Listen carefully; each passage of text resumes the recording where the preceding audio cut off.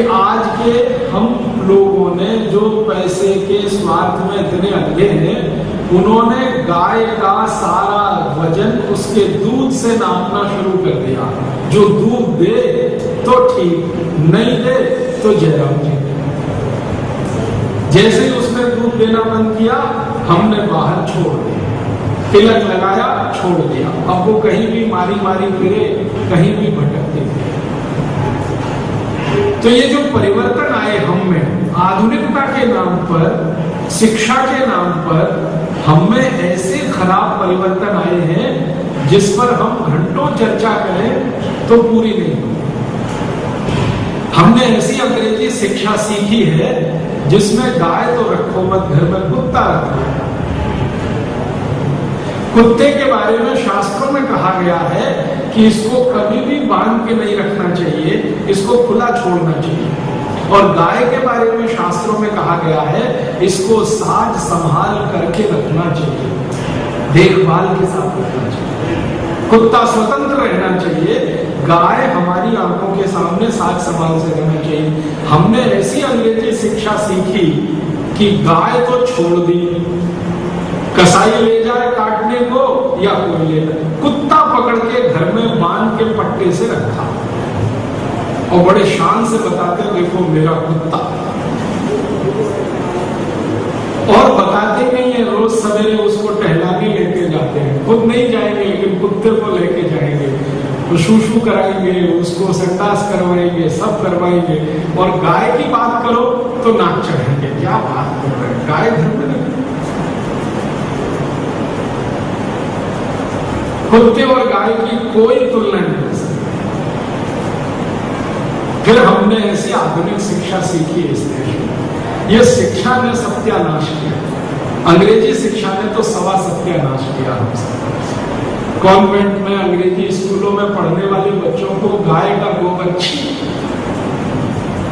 जिस गाय के गोबर से स्नान किए बिना आप कोई यज्ञ नहीं कर सकते, जिस गाय के गोबर का लेपन किए बिना यज्ञ की वेदी नहीं बना सकते आप, उस गाय के गोबर को हमारे अंग्रेजी पढ़े लिखे बच्चे इसमें बदबू आती है। और दुनिया भर का कचरा, अंग्रेजी सेंट और परफ्यूम, उसमें खुशबू आती है जो त्वचा को भी नुकसान करते हैं, शरीर को भी नुकसान करते हैं। ये दुष्परिणाम आया कहां से? ये पिछले 100-150 साल की जो अंग्रेजी शिक्षा हमको मिली, मैकॉले शिक्षा मिली, उसने उल्टा घुमा दिया हमारा दिमाग। गाय से घूमकर हम कुत्ते पे चले गए, गोबर से घूमकर हम पता नहीं किस किस केमिकल पे चले गए। अभी हमें थोड़ा दिमाग अपना सीधा करना है। इसके लिए मैंने अष्टांग हृदयम का ये सूत्र आपसे कहा है। आप आज के बाद अपने मन में गाय के बारे में मन और भावना दोनों बदलो। सबसे पहली बात तो ये जान लो कि उसके शरीर से कितना भी कचरा खाए आपको जहर नहीं मिलेगा, ये तो पक्का। ये हमने खूब करके देखे।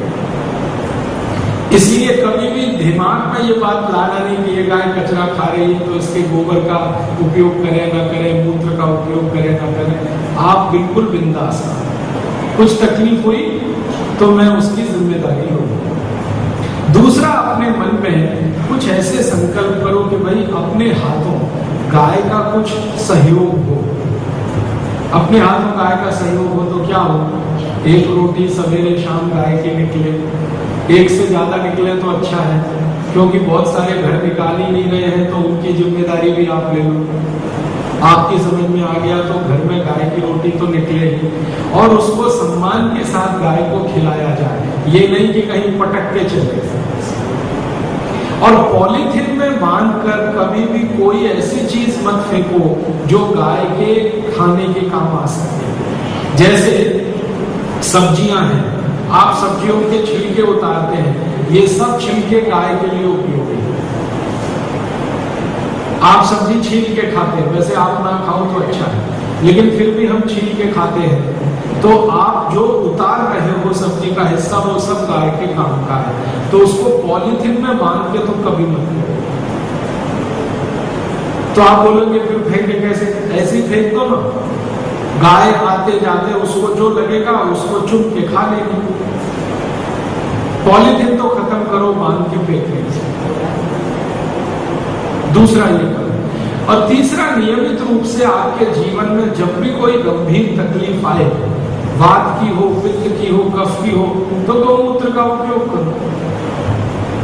इससे क्या होगा, आपको गाय के प्रति सद्भावना, उसके प्रति महत्व बढ़ता ही जाएगा। जब आप परिणाम देखेंगे तो महत्व भी समझ में आएगा। तो आप अपने जीवन में वात रोगों से पीड़ित हैं, तो पित्त रोगों से पीड़ित हैं, तो कफ रोगों से पीड़ित हैं, तो गौमूत्र का इस्तेमाल करो। एक ही थोड़ी सी बात कहना चाहता हूं कि पित्त के रोगी गौमूत्र का इस्तेमाल करें पानी मिलाकर, वात और कफ के रोगी गौमूत्र का इस्तेमाल करें सीधा। पित्त के रोगी माने गैस बनती है, एसिडिटी होती है, हाइपर एसिडिटी होती है, अल्सर हो गया, पेप्टिक अल्सर हो गया, पेट में घाव हो गया, इस रोग से ग्रसित रोगी अगर गोमूत्र प्रयोग कर रहे हैं तो उनके लिए ये सावधानी है कि वो पानी मिला के करें उपयोग। और गाय के मूत्र में बराबर पानी मिलाया जा सकता है। और कफ और वात के रोगी हैं, जैसे दमा है, अस्थमा है, ब्रोंकियल अस्थमा है, ट्यूबरकुलोसिस, ये सब कफ के रोग हैं। सर्दी है, खांसी है, जुकाम है, कफ के रोग हैं। तो कफ के रोगी सीधा उपयोग कर सकते हैं गोमूत्र बिना पानी मिलाए, और वात के रोगी भी सीधा गोमूत्र इस्तेमाल कर सकते हैं बिना पानी मिलाए। गाय के शरीर से निकला हुआ मूत्र सीधे उपयोग करना, पीना। अब कब पिए, कितना पिए?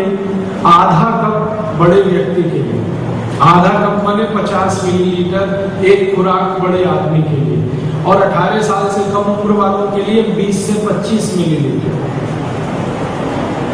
और हमेशा गोमूत्र पीने का सर्वोत्तम समय शास्त्र में कहा गया है सुबह का, खाली पेट।